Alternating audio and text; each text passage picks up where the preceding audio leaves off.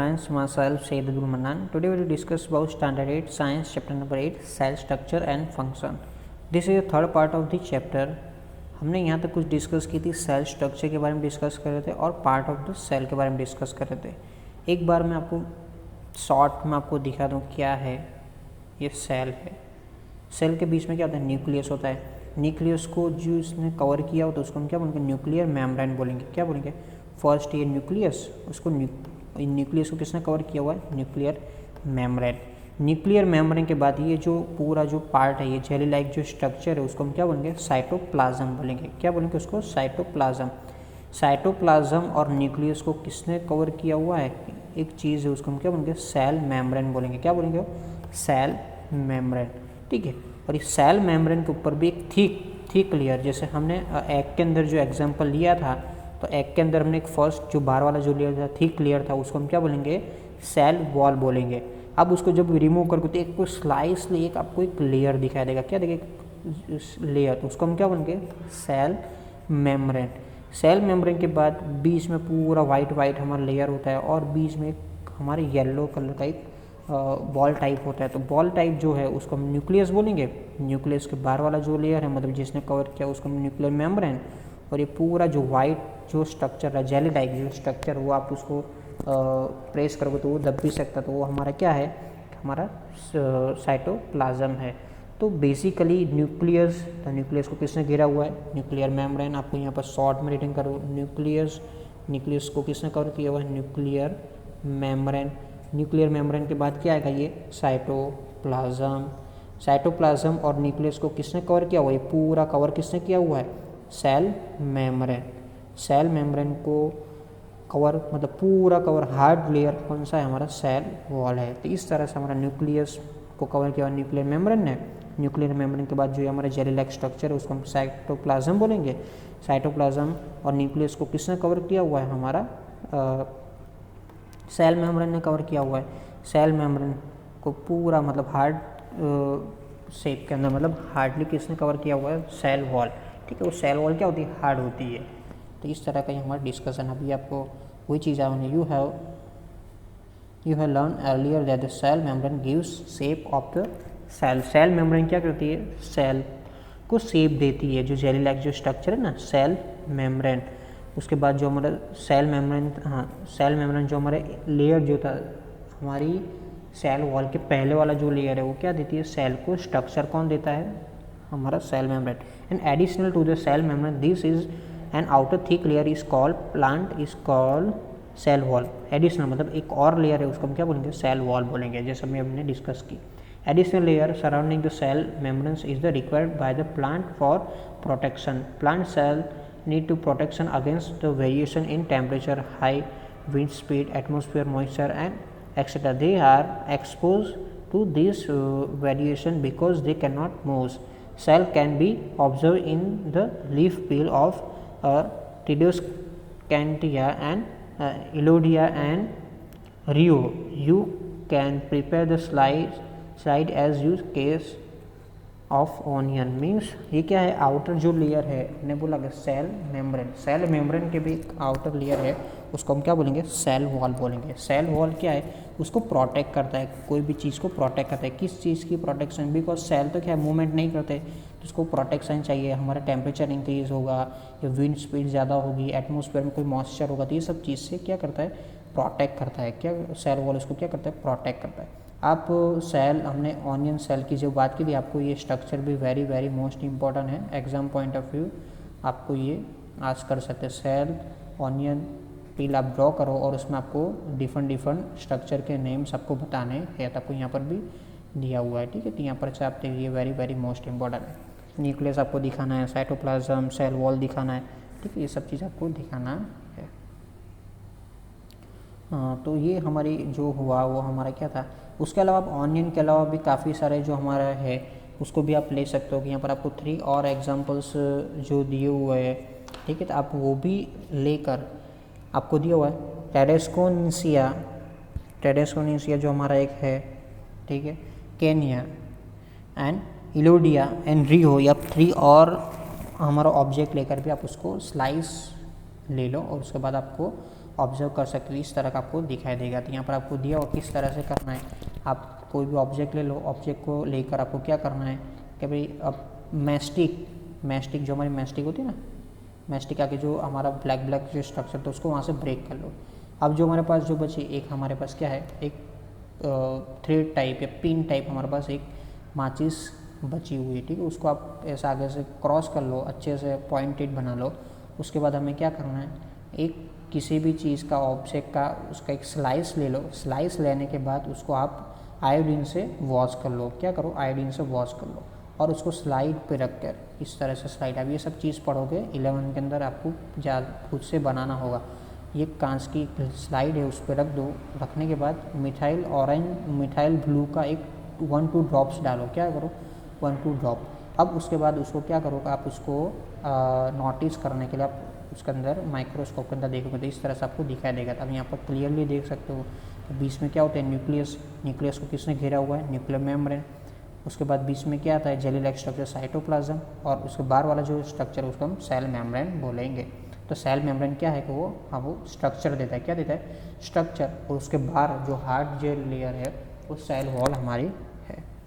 Cytoplasm इसके बारे में बताएं। It is a jelly like substance present between the cell membrane and the nucleus. Various other components or organelles of cells are present in the cytoplasm. These mitochondria, Golgi bodies, ribosomes, etc. You will learn about in later classes. Means cytoplasm है वो jelly like structure है, cell membrane और nucleus के बीच में है।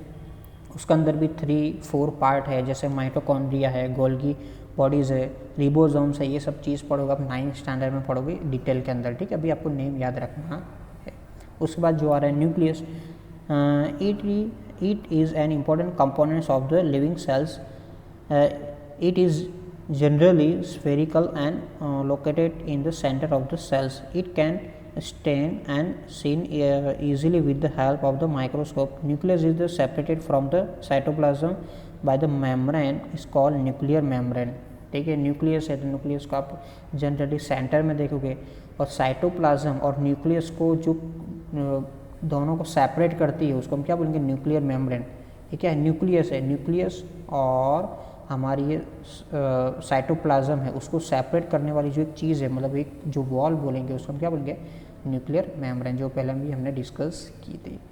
This membrane is also pores to allow the movement of material between the cytoplasm and inside the nucleus. Means उसके अंदर holes होते हैं, ये न्यूक्लियर मेम्ब्रेन के अंदर होल्स होते हैं। पोर्स मतलब होल, किसी भी चीज़ को इनसाइड जाने देना और आउटसाइड जाने देना, उसका वर्क कौन करता है, ये न्यूक्लियर मेम्ब्रेन। तो इनसाइड आउटसाइड जाने का वर्क करता है, ठीक है। न्यूक्लियस में से बाहर जाएगा कोई चीज़ और न्यूक्लियस के अंदर एंटर होगी तो ये कौन वर्क करता है, nuclear membrane. With the microscope of the higher magnification we can see the smaller spherical body in the nucleus is called nucleus, ठीक है। अब हाईली मैग्निफिकेशन से अब उसको जब उसको ऑब्जर्व करोगे न्यूक्लियस को, तो न्यूक्लियस के अंदर भी काफ़ी सारे पार्ट है। उसको इसके अंदर एक पार्ट जो क्या है, न्यूक्लियस बोलेंगे। In additional nucleus content thread like structure is called chromosomes. ये न्यूक्लियस के अंदर भी न्यूक्लियोज होता है, उसको भी क्या है, अब उसको जब आप देखोगे तो थ्रेड लाइक स्ट्रक्चर आपको एक दिखाई देगा, वो क्या है, हमारा क्रोमोसोम्स है। ये सब चीज़ आपको ध्यान रखना है। तो ये सब चीज़ के अंदर है न्यूक्लियस। पहले बताया न्यूक्लियस और साइटोप्लाज्म को सेपरेट करने वाली एक वॉल है, उसको हम क्या बोलेंगे, न्यूक्लियर मेम्ब्रेन, ठीक है। अब जो है न्यूक्लियस, तो न्यूक्लियस के अंदर भी काफ़ी सारी चीज़ है, तो थ्रेड लाइक जो स्ट्रक्चर है उसको हम क्या बोलेंगे, क्रोमोसोम्स। क्रोमोसोम्स क्या रखते हैं, जीन्स रखते हैं। They carry genes and help to inheritance to transfer of the characteristic from the parents to the offspring. Means ये इसका वर्क क्या है, क्रोमोसोम्स का वर्क क्या है। क्रोमोसोम्स के अंदर जीन्स होते हैं, जैसे कि भाई कोई हमारा कोई पेरेंट्स का कोई बच्चा है या बच्ची है, जैसे हम है, ठीक है, हम तो हमारे पेरेंट्स हैं तो उनकी कुछ आदतें, मतलब कुछ हैबिट्स हमारे अंदर होती है। कुछ मम्मी की होगी तो कुछ पापा की होगी, कुछ ना कुछ हैबिट होगी। किसी का हेयर मम्मी या पापा के जैसे होंगे, ठीक है, किसी का माउथ ऐसा होगा, किसी का स्ट्रक्चर ऐसा होगा, कुछ ना कुछ हमारा होगा।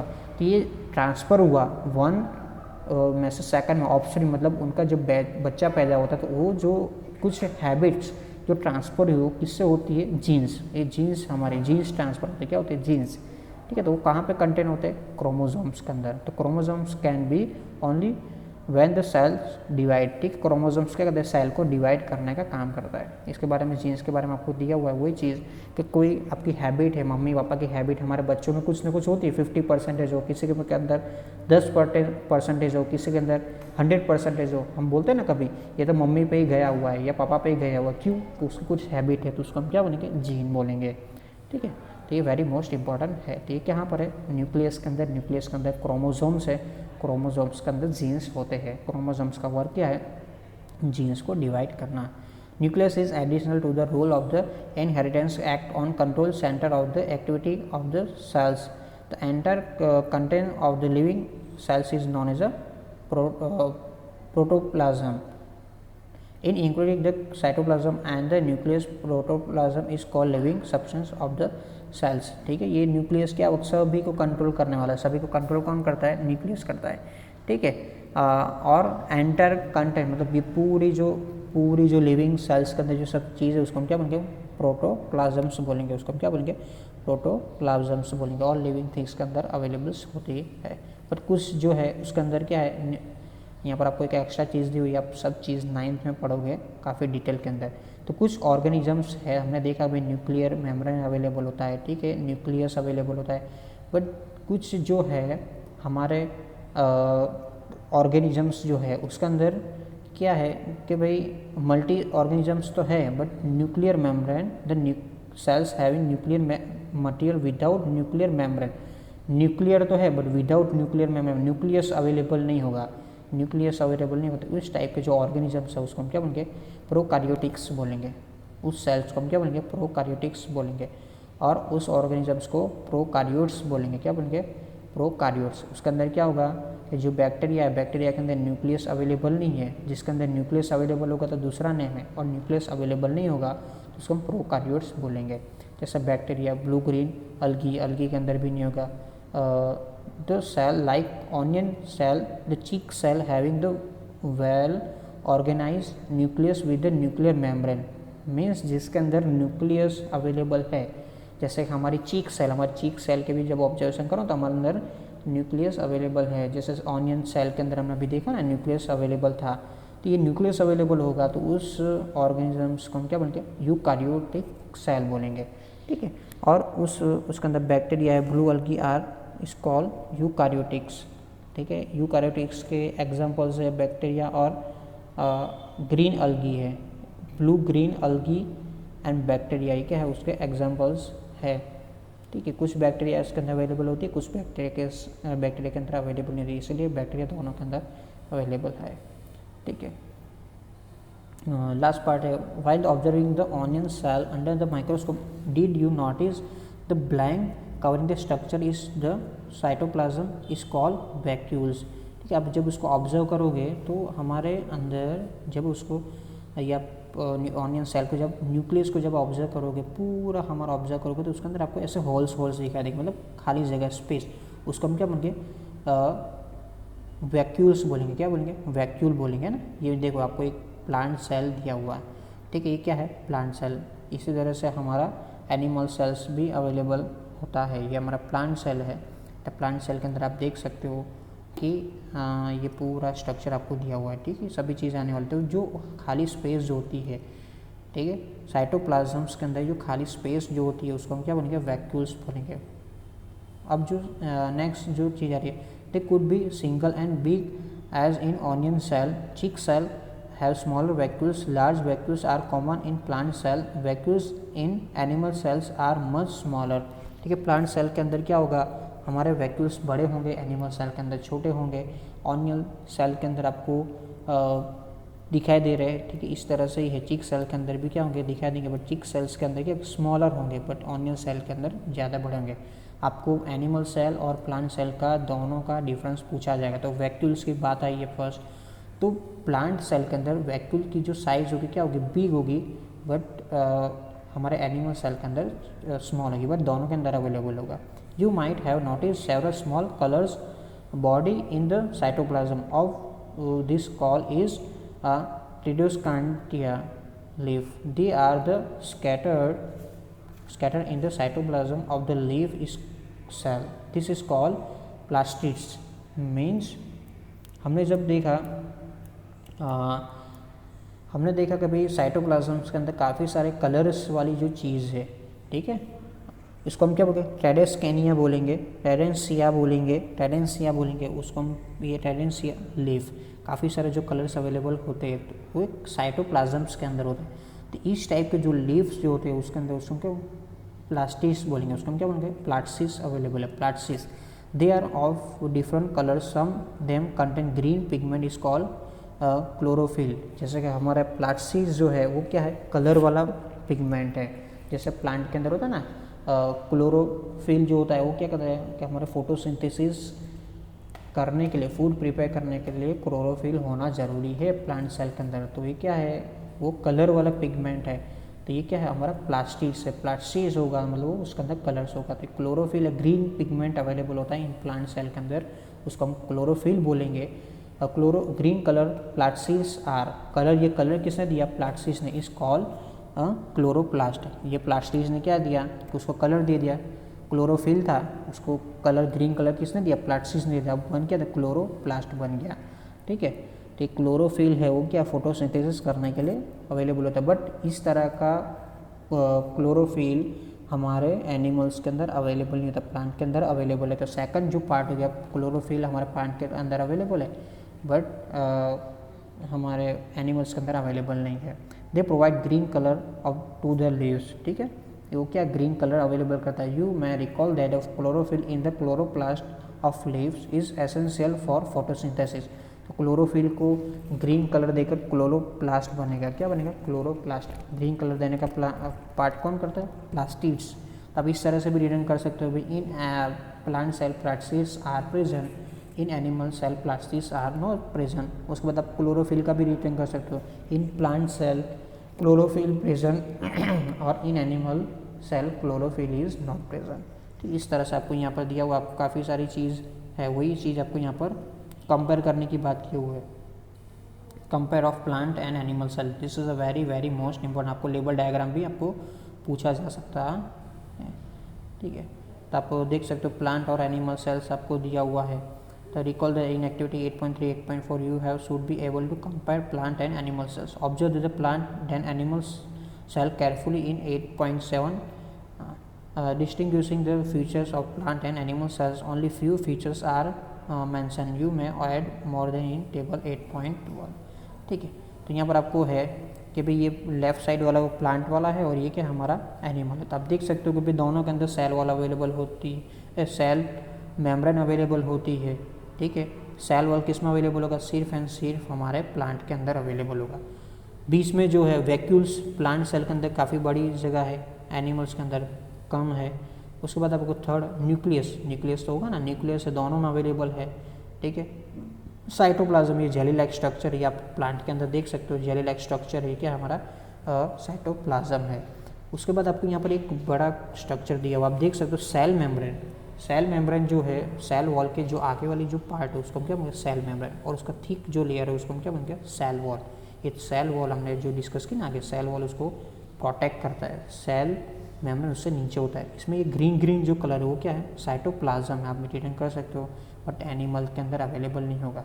तो इस तरह से आपका सेल मेम्ब्रेन दोनों के अंदर अवेलेबल है, ठीक है। सेल वॉल सिर्फ एंड सिर्फ प्लांट के अंदर अवेलेबल है। वैक्यूल्स है, वैक्यूल की साइज़ प्लांट के अंदर ज़्यादा होगी, एनिमल्स के अंदर कम होगी। आप देख सकते हो ये होल्स, न्यूक्लियस दोनों के अंदर अवेलेबल है, साइटोप्लाज्म्स दोनों के अंदर अवेलेबल है, बट साइटोप्लाज्म का एरिया है एनिमल के अंदर ज़्यादा होगा, उसके अंदर कम होगा, ठीक है। उसके बाद ग्रीन पिगमेंट आप देख सकते हो, क्लोरोफिल, तो chlorophyll only and only plant के अंदर अवेलेबल है और एनिमल्स के अंदर अवेलेबल नहीं होंगे।